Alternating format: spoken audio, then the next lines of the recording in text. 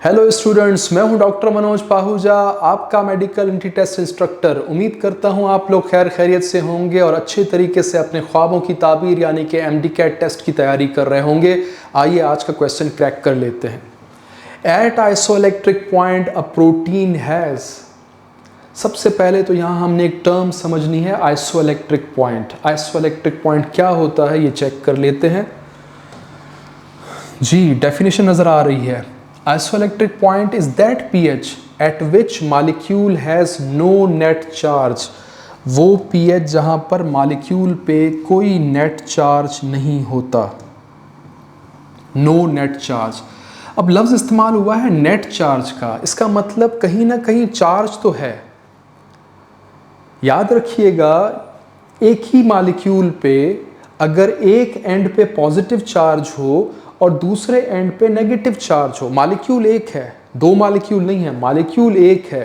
कोई भी ऐसा मॉलिक्यूल जिसके एक एंड पे पॉजिटिव चार्ज हो और दूसरे एंड पे उतना ही नेगेटिव चार्ज हो, तो ये पॉजिटिव और नेगेटिव चार्जेस एक दूसरे के अफेक्ट को कैंसिल कर देंगे, एक दूसरे को न्यूट्रलाइज कर देंगे, जिसकी वजह से जो ओवरऑल चार्ज होगा वो जीरो होगा, यानी कि नो नेट चार्ज।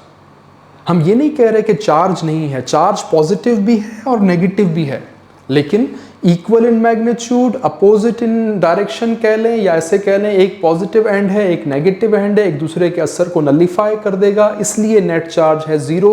ऐसी पीएच जहां पर नेट चार्ज किसी मॉलिक्यूल पे जीरो होता है उसे कहते हैं आइसोइलेक्ट्रिक पॉइंट। हमें अपना आंसर तो मिल गया है क्योंकि जो सवाल था उसमें वो यही पूछ रहा था, लेकिन फिर भी थोड़ी डिटेल ज़रूरी है। आइसोइलेक्ट्रिक पॉइंट का लफ्ज़ इस्तेमाल किया जाता है प्रोटीन के लिए, या फिर अमाइनो एसिड के लिए, या फिर ज़्विटर आयन के लिए। प्रोटीन जिसमें अमाइनो एसिड्स होते हैं उसके लिए आप टर्म यूज़ कर सकते हो, और अमाइनो एसिड जो हमारे जिस्म में मोस्टली एक्वस सोल्यूशन में पाए जाते हैं, जैसे कि हमारे सेल में पानी भरा हुआ है वहाँ अमाइनो एसिड होते हैं, या ब्लड में अमाइनो एसिड ट्रेवल कर रहे होते हैं, ब्लड में अच्छा खासा पानी है, जहाँ जहाँ पानी पाया जाएगा वहाँ वहाँ अमाइनो एसिड जिस शक्ल में एग्जिस्ट करेगा उस शक्ल का नाम है ज़्विटर आयन। ज़्विटर आयन एक ऐसा मॉलिक्यूल है, मैं लफ्ज़ इस्तेमाल कर रहा हूँ मॉलिक्यूल का, हालांकि इस पे आयन लिखा है, वो मॉलिक्यूल का लफ्ज़ इसलिए इस्तेमाल हो रहा है बिकॉज इस मॉलिक्यूल पे एक एंड पे पॉजिटिव चार्ज, एक एंड पे नेगेटिव चार्ज, लेकिन उसका जो कंबाइंड इफेक्ट है वो नलिफाई होकर ज़ीरो नेट चार्ज दे रहा होता है, जिसकी वजह से मैं ये कह सकता हूँ कि जब जहाँ जहाँ ज़्विटर आयन पाया जाएगा वहाँ पर आइसोइलेक्ट्रिक पॉइंट एग्जिस्ट करेगा। क्या है ज़्विटर आयन, इस पर भी पहले भी हम बात कर चुके हैं, फिर से देख लें। The term zwitterion is originally derived from a German word zwitter which can be roughly translated as hybrid or hermaphrodite।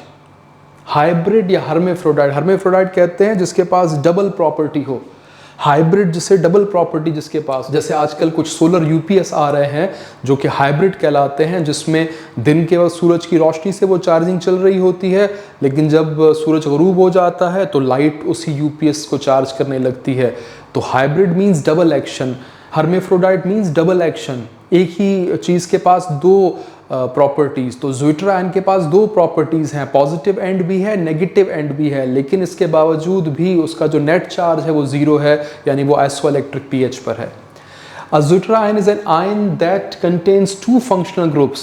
दो फंक्शनल ग्रुप हैं, एक कार्बोक्सिलिक एसिडिक ग्रुप है, एक अमाइनो ग्रुप है। In simple terms it is an ion possessing both positive and negative electrical charges, therefore zwitterions are mostly electrically neutral। Zwitterions are mostly electrically neutral. The net formal charge is usually zero. Zwitterions are sometimes referred to as inner salts। पिछले साल के test में ये question आया था, पिछले से पिछले साल के टेस्ट में ये क्वेश्चन था कि किसको हम इनर साल्ट कहते हैं। इनर साल्ट की टर्मिनोलॉजी इस्तेमाल होती है ज़्विटर आयन्स के लिए। आमतौर पे साल्ट्स में आयोनिक बॉन्ड होता है तो चार्जेस पाए जाते हैं पॉजिटिव और नेगेटिव। अब ये अमाइनो एसिड्स हमारे जिस्म में पाए जाते हैं, इसलिए इनर का लफ्ज़ इस्तेमाल हो रहा है, और इन पे पॉजिटिव और नेगेटिव चार्ज भी होता है, तो इसलिए उसके लिए साल्ट की टर्मिनोलॉजी यूज़ हो रही है। तो zwitterions are termed as inner salts. अब ये देखें नीचे स्ट्रक्चर ही बना हुआ है, अमाइनो एसिड जिसके पास कार्बोक्सिलिक एसिडिक एंड है, ये C यहाँ पे मैं कार्बन लिख रहा हूँ, ये कार्बोक्सिलिक एसिडिक एंड है और दूसरा अमाइनो ग्रुप वाला पोर्शन है।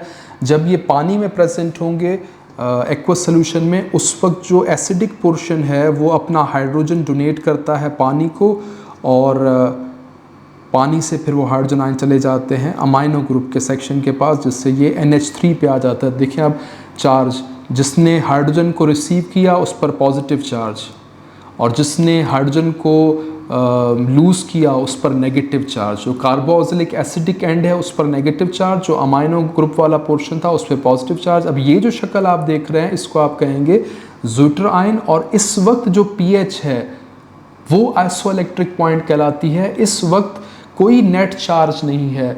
इस पर्टिकुलर ज़्विटर आयन के लिए आप टर्म यूज़ कर रहे हैं आइसोइलेक्ट्रिक पॉइंट, क्योंकि यहाँ पर नेट चार्ज 0 है। तो क्वेश्चन हमने ऑलमोस्ट क्रैक कर लिया है, चेक कर लीजिएगा ऑप्शंस को। At isoelectric point protein has no net charge, बिल्कुल सही लिखा हुआ है। नेगेटिव चार्ज नहीं होता, पॉजिटिव चार्ज नहीं होता, बोथ B एंड C नहीं होता। अगर पॉजिटिव और नेगेटिव चार्ज की बात करें तो चार्ज तो है, पॉजिटिव भी है नेगेटिव भी है, लेकिन ओवरऑल चार्ज की बात हो रही है। ओवरऑल चार्ज 0 है, इसलिए ऑप्शन A करेक्ट ऑप्शन है। हमने क्वेश्चन क्रैक कर लिया है, इसको आप नोट कर लीजिएगा।